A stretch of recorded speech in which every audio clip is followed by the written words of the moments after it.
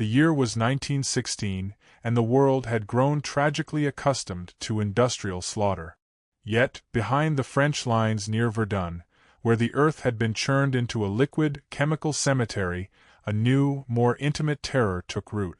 It was a silent dread that did not arrive with the shriek of incoming artillery but whispered across the desolate, lunar landscape of pulverized forests and shattered villages. This horror operated in the brief, deceptive silences between bombardments, preying on men who had survived the inferno only to vanish without a trace. Commanders, overwhelmed by the continuous, catastrophic attrition, initially dismissed the missing men, a handful here, 2 or 3 there, as simple deserters or unlisted victims claimed by stray shellfire. The administrative machinery of the war easily absorbed these small, inexplicable gaps. However, certain logistical anomalies began to accumulate. Rations were consistently ordered for men who never returned to consume them. The disappearances clustered with unnatural regularity around specific, ruined copses of trees or sections of abandoned communication trenches, places soldiers instinctively avoided, haunted by the ghosts of their recent dead. Sergeant François Leclerc existed in a state of operational fatalism, a man whose courage was not bravery but an exhausted acceptance of the likelihood of death. He was routinely detailed to check the integrity of forward supply caches and isolated sentry posts, a monotonous duty that required him to traverse the collapsed infrastructure of the rear lines. He had survived the gas, the trench foot, and the relentless, soul-crushing roar of the mortars. The everyday carnage of the front held no secrets for him. He was immune to the usual fears. But one cold, damp, starless night, following a patrol route near the remnants of what was once the village of Vauquois, the prevailing stench of cordite, chlorine, and human waste was suddenly invaded by something else. This new odor was sharper, cleaner, deeply metallic, yet overlaid with a foul, primal musk, like a neglected butcher's slab in summer heat. It spoke of freshness and decay simultaneously. Leclerc moved cautiously, his heavy, mud-caked boots silently testing the shifting ground near a shell-pocked embankment. His trench knife was already drawn, a reflex action driven not by the expected threat of an infiltrating German patrol, but by an instinct he could not articulate, a profound sense of environmental wrongness. He found the remains tucked into a deep bomb crater lined with slick, yellow clay. The discovery shocked him into stillness, an acute reaction he had not felt since the first time he witnessed a gas attack turn men blue. These were not the random, explosive remains left by artillery. The bones, horrifyingly white against the black mud, were meticulous, polished clean of muscle and sinew. The body had been stripped with terrifying, surgical precision. This was not the opportunistic work of rats or dogs. This bespoke patience, focused effort, and a hunger entirely unconnected to the grand military objectives of the global conflict. Scattered amidst the debris were tattered fragments of a French infantry uniform, instantly recognizable as belonging to a soldier from the 33rd Regiment, a man reported missing 3 weeks prior and officially logged as a probable deserter. The horror was not merely the death, but the calculated, deliberate removal of evidence, the methodical consumption. Leclerc realized the battlefield had been invaded by a specialized predator, a silent hunter operating within the fog of war. The rules of engagement had fundamentally changed, shifting from state-sanctioned murder to something ancient, visceral, and unspeakably personal. He had encountered a case that demanded detective work, a cold investigation into a crime occurring at the very heart of the world's greatest atrocity. The shadow behind the lines, long dismissed as paranoia or clerical error, was horrifyingly real. The military police, alerted by Leclerc's grim discovery, moved with the uncharacteristic swiftness reserved for threats to morale. They established a perimeter around the shallow crater, illuminating the scene with powerful acetylene lamps, their sharp, artificial glow casting harsh, distorted shadows across the skeletal tableau. Captain Armand Dubois, head of the sector's internal security detail, arrived with 2 grim-faced sergeants. Du Bois, a man whose career was built on prosecuting desertion and theft, struggled visibly with the evidence. This violation transcended common military misconduct. It was pathology masquerading as operational loss.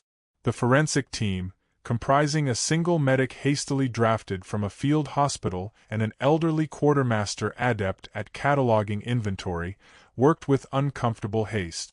They noted the lack of drag marks, suggesting the victim had been subdued swiftly or perhaps while unconscious. Furthermore, the remaining scraps of uniform and personal effects, a tarnished identification tag, a single, splintered button, indicated a swift, clean operation. The killer was efficient, exhibiting a chilling economy of effort. Building on this observation, the field medic, struggling to maintain professional detachment amidst the stench of chemicals and fresh decomposition, pointed out the consistent pattern of blunt force trauma to the occipital region of the skull, indicating the victim was likely struck from behind before the mutilation began. Conversely, the lack of any significant pooling of blood or tissue at the scene suggested the primary site of attack and dismemberment occurred elsewhere. The remains subsequently moved to the crater for disposal or perhaps as a morbid signature. This detail shifted the investigation's focus from a single, random attack site to the search for a permanent, hidden lair. Another crucial layer was the realization that the killer was likely familiar with military routines and protocols. He had chosen a location accessible yet rarely patrolled, capitalizing on the deeply ingrained fear soldiers held regarding the unexploded ordnance and volatile ground of the shattered landscape. Only someone utterly indifferent to personal safety, or perhaps driven by a consuming, non-rational motivation, would frequent such desolate areas. Consequently, Du Bois authorized a covert sweep of the adjacent communication trenches, tunnels often overlooked in routine patrols, having collapsed and been abandoned following intense shelling months earlier. Leclerc, by virtue of his familiarity with the terrain and his unsettling composure in the face of the macabre, was unofficially tasked as the lead tracker. The nature of the predator demanded a hunter's touch, not a bureaucrat's pencil. His internal landscape mirrored the desolation outside. The discovery had awakened a deep, protective instinct for the men under his command, an emotion often deadened by the daily brutality of the war. The search began, focusing not on standard evidence like footprints, which were meaningless in the universally churned mud, but on psychological terrain. Leclerc sought out signs of deliberate, non-military movement, carefully placed rocks, disturbed foliage in the few surviving thickets, or non-standard detritus, anything that suggested sustained human presence not accounted for by trench life. This subtle methodology soon yielded a clue near an old German defensive wire. Entangled in the rusty barbs was a small piece of gray, tightly woven fabric, not French issue. It was undeniably German military cloth, but aged, bleached by weather, and stained with dried earth, suggesting it had been exposed for a prolonged duration. The killer was not an allied deserting soldier.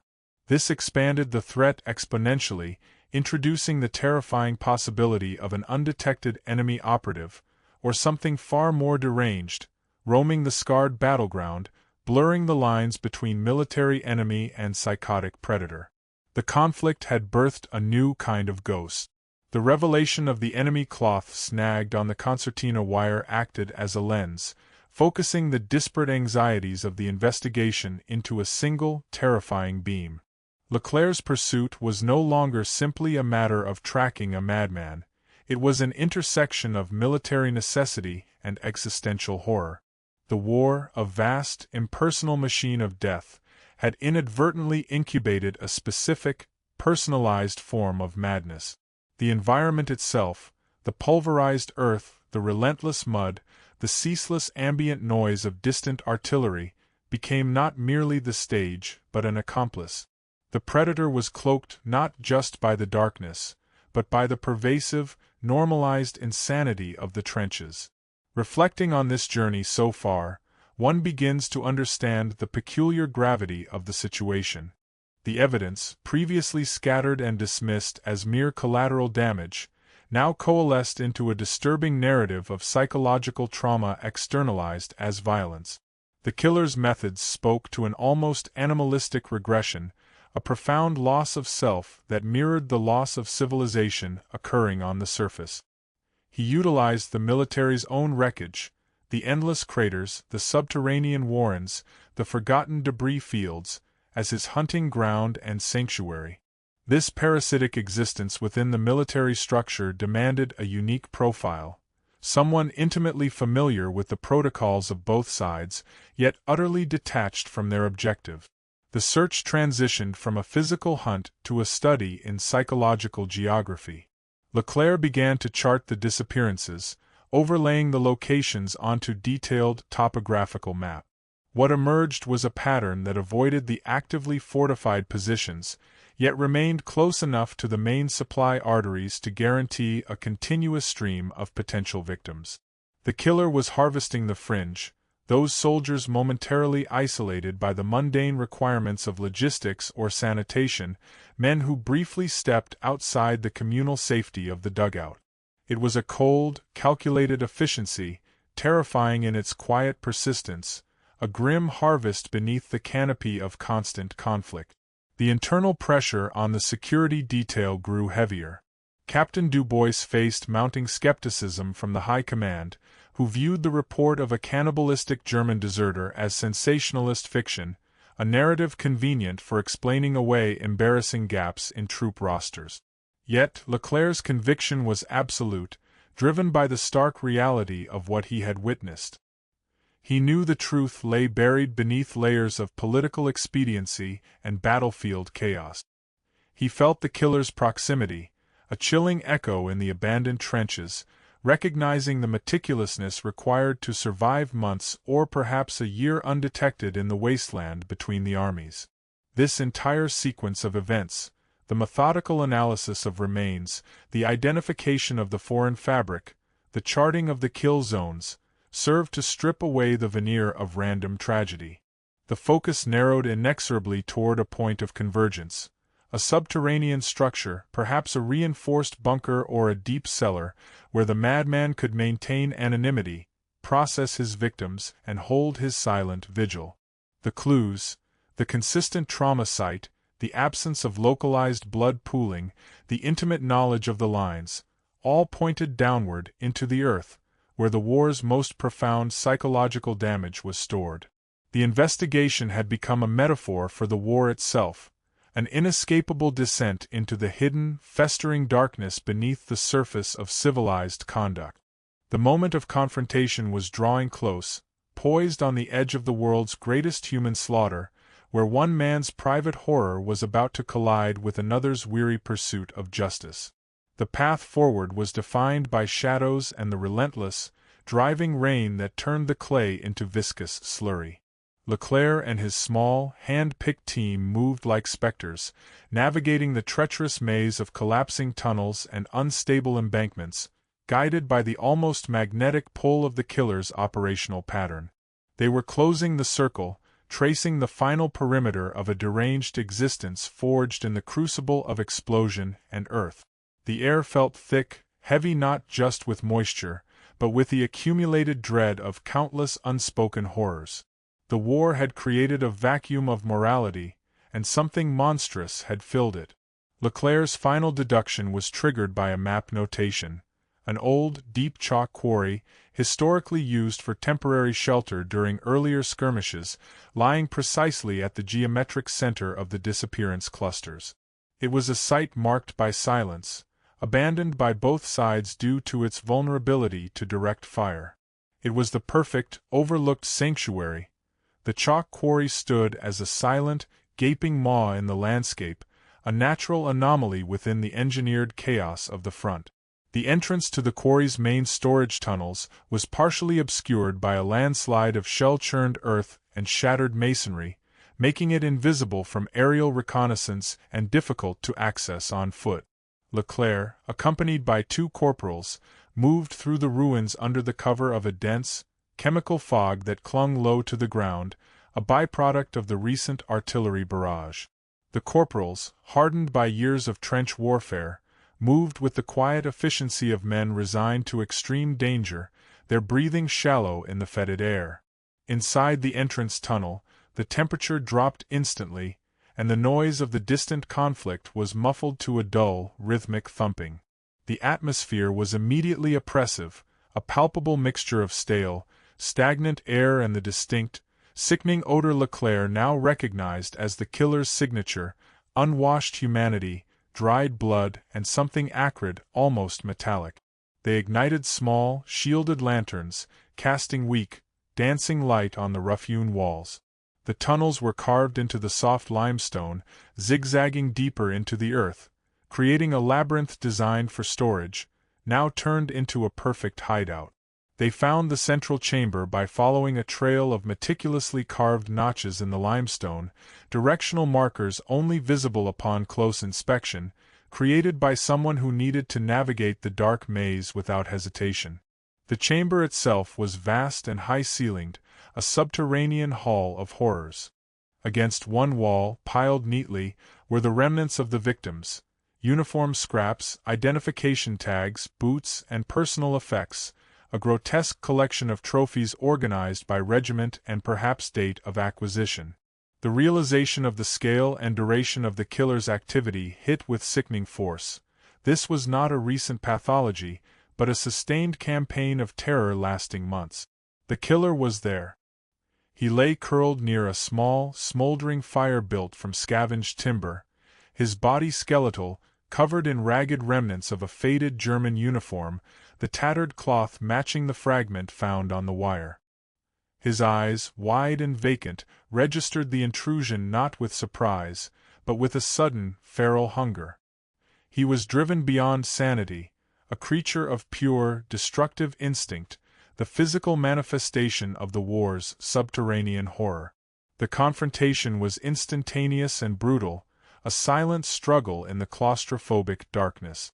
The corporals held their positions, blocking the only exit, while Leclerc, without hesitation, lunged. The killer moved with shocking speed, his emaciation lending him a wiry, desperate strength. He wielded a crude, sharpened piece of shrapnel, a weapon both primitive and utterly lethal. The fight devolved into a desperate grappling, the combatants sliding on the damp clay floor, punctuated by the grunts of exertion and the rasping sound of metal scraping stone. The killer, fueled by mania and starvation, bit, clawed, and thrashed, attempting to reach Leclerc's throat. Leclerc managed to block the shrapnel with his forearm, feeling a searing pain as the jagged edge ripped through the thick fabric of his coat and into the muscle beneath.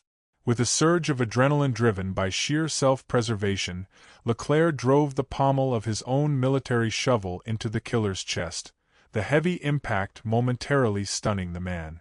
This fraction of a second was all Leclerc needed. He twisted his body, securing a grip on the killer's neck, and with a final, crushing effort born of exhaustion and duty, ended the shadow's reign. The killer fell silent, his eyes staring blankly at the rough-hewn ceiling, finally at peace in the darkness that had birthed him. Leclerc stood over the body, the shriek of the distant artillery now returning to his ears, a reminder of the world he had temporarily escaped. The interior of the chalk quarry, once illuminated by the sporadic lamplight, now felt profoundly still, the air thick with the residue of violence and death. His arm throbbed, the wound a searing, immediate punctuation mark on the climax of the hunt. The corporals, silent and efficient, began the grim, necessary work of securing the scene, their movements mechanical, detached from the emotional weight of the discovery. Captain Du Bois arrived later that morning, his face etched with grim satisfaction and professional dread. The body of the deserter, conclusively identified by remaining insignia fragments as a soldier from a Bavarian reserve regiment that had been overrun nearly 18 months prior, was documented and removed. The evidence within the quarry, the trophies, the makeshift tools, the crude sleeping arrangements, confirmed the narrative.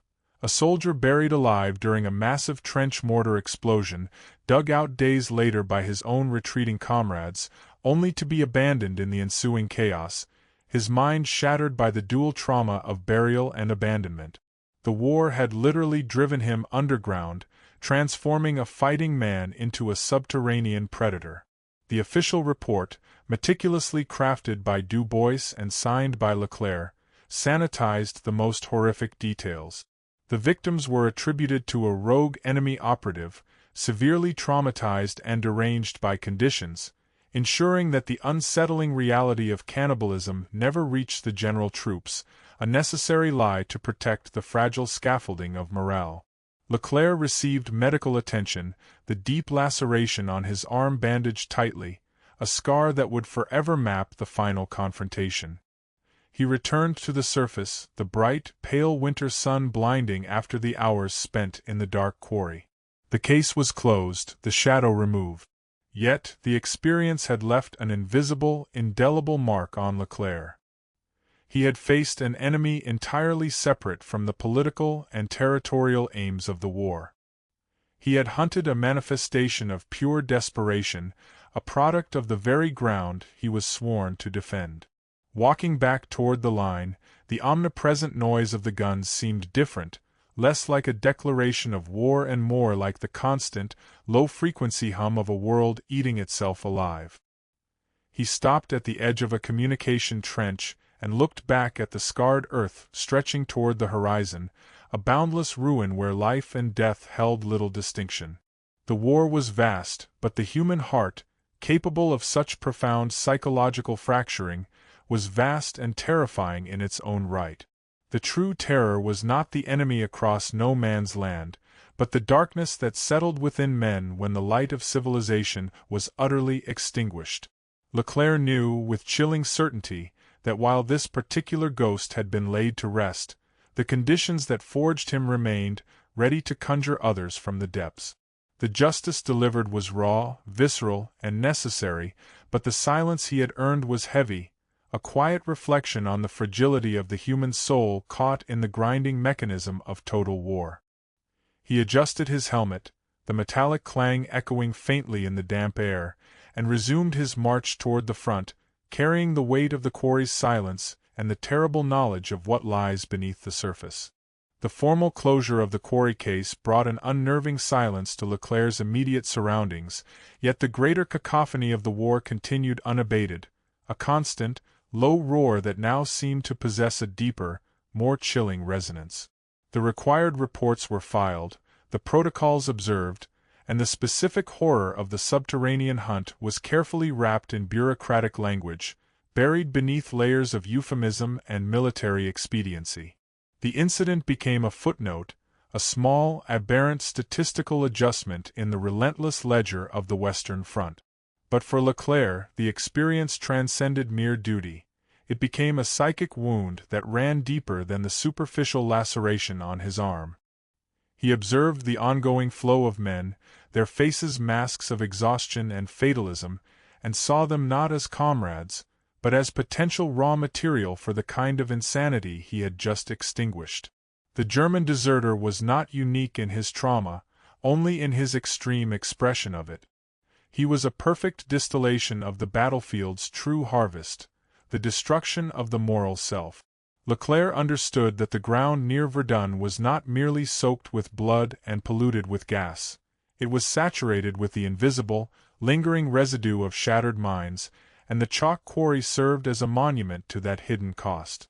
In the days that followed, the sun seemed to struggle against the persistent, heavy clouds, mirroring the continuous, grinding conflict between order and chaos within the world and within himself.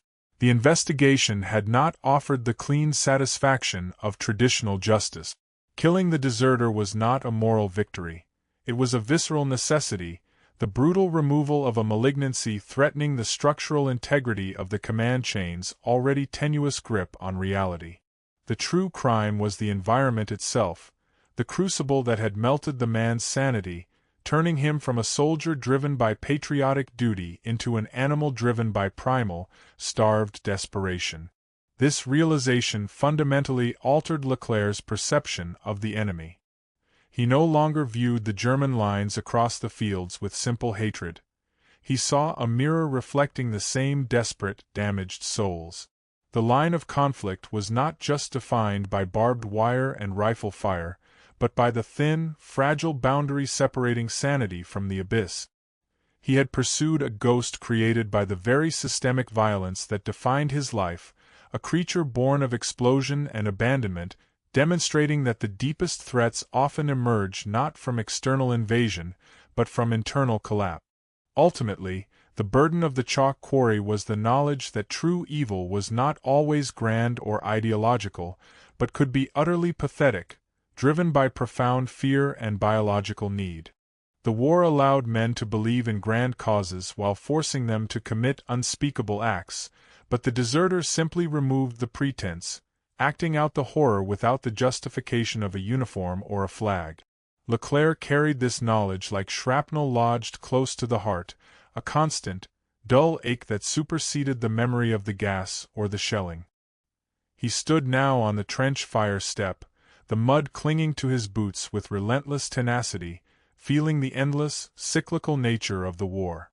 He did not hope for peace, for that seemed an impossible fantasy. Instead, he sought only the maintenance of the fragile, procedural structure that kept the larger madness at bay. He had seen the absolute limit of human endurance and the resulting descent into primordial chaos. The quiet determination that settled over him was not resignation, but a firm, cold resolve to continue the relentless, often futile work of maintaining civilization's pretense, one meticulous step, one buried report, one careful watch at a time, lest the subterranean horrors rise again to claim the living. The silence he had earned was haunting, a lasting testament to the shadow of human nature the trenches could never quite devour.